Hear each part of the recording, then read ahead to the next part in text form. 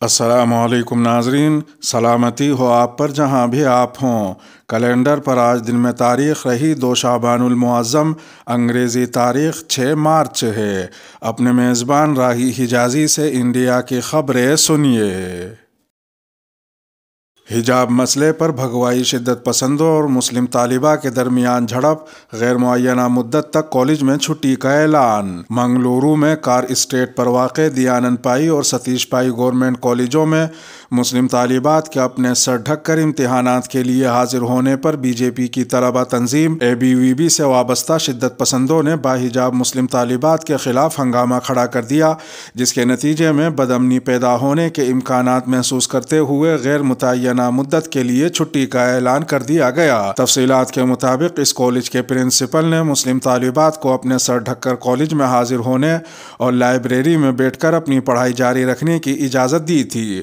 حجاب پوش طالبات کی ساتھی ہبا شیخ کا کہنا ہے کہ پرنسپل نے انہیں باضابطہ حجاب کے بجائے ایک عام سے کپڑے سے سر ڈھک کر امتحان ہال میں حاضر ہونے کی اجازت دی تھی، مگر پرسوں جب وہ سب امتحان ہال میں جا کر بیٹھ گئیں تو ABVP سے تعلق رکھنے والے 4-5 طالب علموں نے وہاں پہنچ کر تکرار شروع کی اور امتحان ہال سے باہر نکل جانے کو کہا۔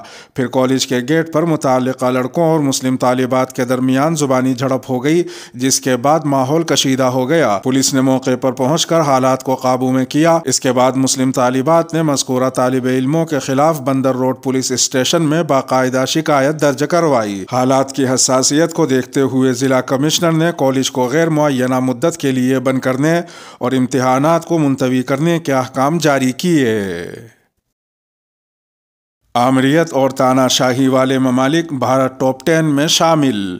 دنیا بھر میں جمہوری صورتحال کے بارے میں ویڈیم یعنی ویرائٹیز آف ڈیموکریسی انسٹی ٹیوٹ کی ایک حالیہ رپورٹ کے مطابق بھارت دنیا کے ان 10 ممالک میں شامل ہے جہاں ایک مطلق العنان یا تانا شاہ حکومت ہے۔ اس رپورٹ کے اندازوں سے یہ ظاہر ہوتا ہے کہ ملک میں جمہوریت کی صورتحال مزید خراب ہوگی۔ دی وائر کی رپورٹ کے مطابق گزشتہ سال کی رپورٹ میں بھارت کی درجہ بندی انتخابی تانا شاہی والے ملک کے طور پر کی گئی تھی۔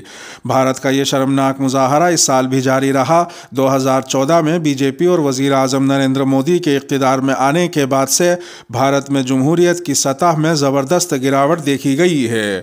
اس رپورٹ میں کہا گیا ہے کہ تکثیریت کی مخالفت کرنے والی جماعتوں اور ان کی رہنماؤں میں جمہوری عمل سے وابستگی کا فقدان ہے۔ وہ اقلیتوں کے بنیادی حقوق کو نظر انداز کرتے ہیں، سیاسی مخالفین کو دبانے کی حوصلہ افزائی کرتے ہیں اور سیاسی تشدد کی حمایت کرتے ہیں۔ رپورٹ میں مزید کہا گیا ہے کہ یہ حکمراں جماعتیں قوم پرست اور رجت پسند ہوتی ہیں اور انہوں نے آمریت کے ایجنڈے کو آگے بڑھانے کے لیے اقتدار کی طاقتوں کا استعمال کیا ہوتا ہے۔ بھارت کے تانا شاہی والے ممالک میں تبدیل ہونے کا تعلق نریندر مودی کی قیادت والی بھارتیہ جنتا پارٹی اور اس کے ہندو قوم پرست ایجنڈے کے نفاذ سے ہے۔ پچھلے سال کی رپورٹ میں بھی یہی کہا گیا تھا۔ اس بارے میں آپ کی کیا رائے ہے؟ اس خبر پر یا زیر نظر خبر نامے میں شامل کسی اور خبر پر آپ کچھ کہنا چاہیں تو تبصرے کے خانے میں آپ اپنی رائے ہم سے شیئر کر سکتے ہیں۔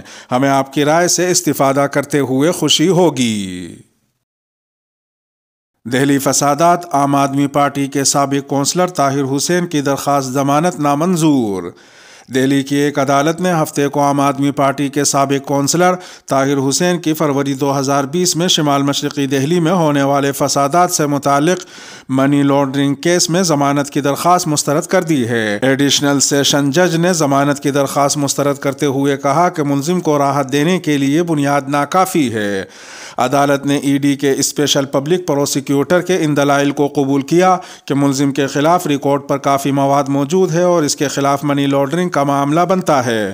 پروسیکیوٹر نے یہ بھی دلیل دی کہ یہ ظاہر کرنے کے لیے کافی شواہد اور گواہ موجود ہیں کہ ملزم فسادات کی فنڈنگ میں ملوث تھا۔ ملزم نے دیگر ملزمان کو ہنگامہ آرائی اور اسلحہ خریدنے کے لیے پیسے دیے۔ ادھر دوسری جانب وکیل دفاع نے ضمانت کی درخواست میں دعویٰ کیا تھا کہ ان کے موکل کے خلاف منی لانڈرنگ کا کوئی مقدمہ نہیں ہے۔ انہوں نے دلیل دی کہ ED کے کیس کی بنیاد فرضی چالان پر 1.5 کروڑ روپے کا مبینہ لین دین تھی۔ انہوں نے دلیل دی کہ جعلی چالان کے ذریعے لین دین کے لیے ان کے موکل کے خلاف صرف GST کیس بنتا ہے۔ واضح رہے کہ طاہر حسین فروری 2020 میں ہونے والے فسادات سے متعلق کیس کے کلیدی ملزموں میں سے ایک ہیں۔ کیا وزیر اعظم مودی جلد پاکستان جانے والے ہیں؟ بھارت اور پاکستان کے درمیان گزشتہ چند برسوں سے تعلقات کشیدہ رہے ہیں اور حالت یہ ہے کہ فی الوقت دونوں کے درمیان مکمل طور پر سفارتی تعلقات بھی قائم نہیں ہیں۔ تاہم حالیہ دنوں میں اس طرح کی خبریں آئی ہیں کہ دونوں کے درمیان بیک چینل کی سطح پر ہونے والی بات چیت کے کچھ بہتر نتائج آنے کی توقع ہے۔ کہا جا رہا ہے کہ اگر مزید بات چیت سے تعلقات میں بہتری آئی تو بھارتی وزیر اعظم نریندر مودی پاکستان کا جلد ہی دورہ بھی کر سکتے ہیں۔ پاکستان کے معروف تاجر میاں محمد منشا کا کہنا ہے کہ پاکستان اور بھارت کے درمیان بیک چینلز کام کر رہے ہیں جس کے اچھے نتائج برآمد ہونے کی توقع ہے۔ انہوں نے بدھ کے روز لاہور کے ایوان صنعت و تجارت میں تاجروں کے ایک اجتماع سے خطاب کرتے ہوئے دعویٰ کیا تھا کہ اگر دونوں پڑوسیوں کے درمیان حالات بہتر ہوتے ہیں تو بھارتی وزیر اعظم نریندر مودی ایک ماہ کے اندر ہی پاکستان کا دورہ بھی کر سکتے ہیں۔ تاہم ان کے اس بیان کے حوالے سے جب بھارتی میڈیا نے بھارتی وزارت خارجہ سے تفصیل جاننے کی کوشش کی تو اس نے اس پر تبصرہ کرنے سے انکار کر دیا۔ ہفتے کے روز NDTV نے حکومتی ذرائع کے حوالے سے لکھا کہ بعض حالیہ پیش رفت سے یہ ظاہر ہوتا ہے کہ بھارت اور پاکستان دونوں ہی فاصلے کم کرنے کی کوشش کر رہے ہیں اور اس سے دونوں پڑوسیوں کے درمیان کشیدگی میں مزید کمی آنے کی توقع ہے۔ بھارتی حکومت کے ایک سینئر اہلکار کے مطابق دونوں ملکوں کے درمیان گزشتہ ایک برس سے جنگ بندی کے معاہدے پر باقاعدگی سے عمل ہوا ہے اور یہ اس جانب ایک اچھا اشارہ ہے کہ اگر دونوں ملک ایک ساتھ مل کر کام نہیں کر سکتے تو کم سے کم ایک ساتھ چل ضرور سکتے ہیں۔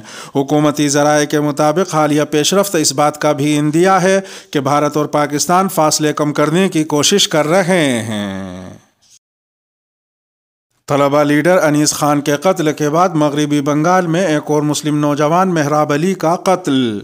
ایک جانب ہاوڑہ کے آمتا تھانے کے تحت مبینہ طور پر پولیس کے ہاتھوں طلبہ لیڈر انیس خان جو NRC اور دیگر مہموں کا حصہ رہے تھے ان کے قتل کے تناظر میں بنگال میں سیاست جاری ہے تو دوسری جانب ایک اور مسلم نوجوان مہراب علی کے قتل کی جانچ کر رہی پولیس پر لاپرواہی برتنے کے الزامات لگ رہے ہیں۔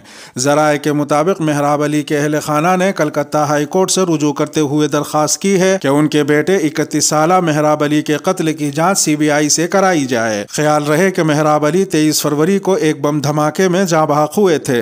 اہل خانہ کا دعویٰ ہے کہ ترنمول کانگریس کے کارکنان انہیں زبردستی اٹھا کر لے گئے اور مکان کی چھت پر بم رکھ دیا اور وہ دھماکے میں مارے گئے۔ مہراب علی کے اہل خانہ کا دعویٰ ہے کہ یہ قتل کا معاملہ ہے۔ واضح رہے کہ اس سے پہلے 18 فروری جمعے کی رات انیس خان کے گھر میں 4 افراد جن میں ایک پولیس افسر کے لباس میں تھا زبردستی داخل ہوئے اور انیس کو گھر کی تیسری منزل سے نیچے دھکیل دیا جس میں ان کی موت ہو گئی۔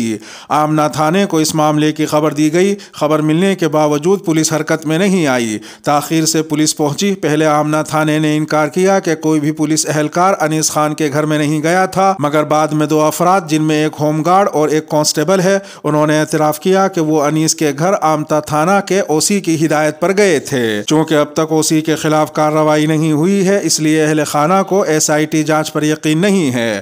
اہل خانہ CBI جانچ کا مطالبہ کر رہے ہیں۔ کلکتہ ہائی کورٹ کی ہدایت پر انیس کی لاش کا دوسری مرتبہ پوسٹ مارٹم کیا گیا ہے۔ جو ٹوائلٹ صاف کرے گا اسے انڈیا پہلے لے جایا جائے گا۔ روس اور یوکرین کے درمیان جاری جنگ کے دوران یوکرین میں پھنسے انڈین طلباء کی مصیبتیں کم ہونے کا نام نہیں لے رہی ہیں۔ آئے دن کوئی نہ کوئی نئی ویڈیو سامنے آ رہی ہے جس سے انڈین طلباء کی بے بسی ظاہر ہوتی ہے۔ حال ہی میں انڈیا واپس آنے والی ایک طالبہ کا ویڈیو سامنے آیا ہے جس میں وہ کہہ رہی ہے کہ انڈین سفارت خانے کے عملے کا سلوک ناروا تھا۔ اس ویڈیو میں 2 لڑکیاں نظر آ رہی ہیں جن سے بات کی جا رہی ہے۔ ایک لڑکی کہتی ہے کہ وہاں ہم کم سے کم 1000 طلباء ہوں گے، ہمیں آفر کیا گیا کہ جو باتھ روم صاف کرے گا اسے پہلے انڈیا لے کر جائیں گے۔ ان سے کوئی شخص سوال کرتا ہے کہ یہ کس نے کہا تھا تو لڑکی جواب دیتی ہے انڈین ایمبیسی کے لوگوں نے۔ جب اس شخص نے استفسار کیا تو لڑکی نے بتایا کہ پہلے انہوں نے کہا کہ کوئی والنٹیئر کرے گا تو کسی نے خود کو پیش نہیں کیا، پھر انہوں نے کہا کہ جو پہلے واش کرے گا اسے پہلے لے کر جائیں گے تو سب چلے۔ پھر لڑکی سے وہی شخص سوال کرتا ہے کہ آپ نے کسی اہلکار کو، افسر کو یا وزیر سے یہ بات نہیں کہی؟ تو تو لڑکی نے جواب دیا کہ وہاں پر ہم اس لیے نہیں بول سکتے تھے کہ ہمیں وہاں سے نکلنا تھا۔ BBC نے ای میل اور دیگر سوشل میڈیا کے ذریعے یوکرین اور رومانیہ میں انڈین سفارت خانے اور انڈین وزیروں سے رابطہ کرنے کی کوشش کی، لیکن ابھی جواب کا انتظار ہے۔ ایک دوسری ویڈیو بھی وائرل ہو رہی ہے جس میں انڈیا پہنچتے ہی ایک طالبہ کے آنسو چھلک آئے۔ صحافی ویبھو پلنیتکر نے ان کی ویڈیو شیئر کی ہے جس میں وہ کہتی ہیں کہ حکومت نے ان کی کوئی امداد نہیں کی۔ وہ حکومت سے کہنا چاہتی ہیں کہ جتنے بچے بھی وہاں پھنسے ہوئے ہیں ان کو جتنی جلدی ممکن ہو نکالا جائے۔ دینک بھاسکر کے صحافی لکھتے ہیں کہ دہلی ایئرپورٹ کے باہر ان کی ملاقات یوکرین سے آنے والی طالبہ دیویانشی سے ہوئی۔ دیویانشی نے کہا 24 فروری کو روس اور یوکرین کے درمیان جنگ شروع ہو چکی تھی۔ ہم سب ڈر گئے کہ اب کیا ہوگا۔ ہم 2 دنوں تک انڈین ایمبیسی کو کال کرتے رہے، کسی نے فون نہیں اٹھایا۔ اپنا سارا سامان لاد کر 15 کلومیٹر پیدل چلے۔ 4 راتیں کھلے آسمان کے نیچے -10 اور -20 ڈگری درجہ حرارت میں گزاری۔ ہم کچھ لے گئے، ہمیں پیٹا گیا۔ اب سرکار انخلا کے نام پر اپنا پرچار کر رہی ہے، کریڈٹ لے رہی ہے۔ شرم بھی نہیں آتی انہیں۔ ہمارے باقی ساتھیوں کو نکالیے، ہم آپ کی خود جے جے کار کریں گے۔ BBC نے یوکرین سے آنے والی ایک اور طالبہ سے فون پر بات کی۔ انہوں نے کہا کہ وہ ذہنی طور پر بات کرنے کے لیے تیار ہیں، البتہ انہوں نے بتایا کہ ان کی جدوجہد کامیاب رہی۔ اب وہ یہاں آ کر محفوظ محسوس کر رہی ہیں اور انہیں اس جدوجہد نے سبق دیا ہے۔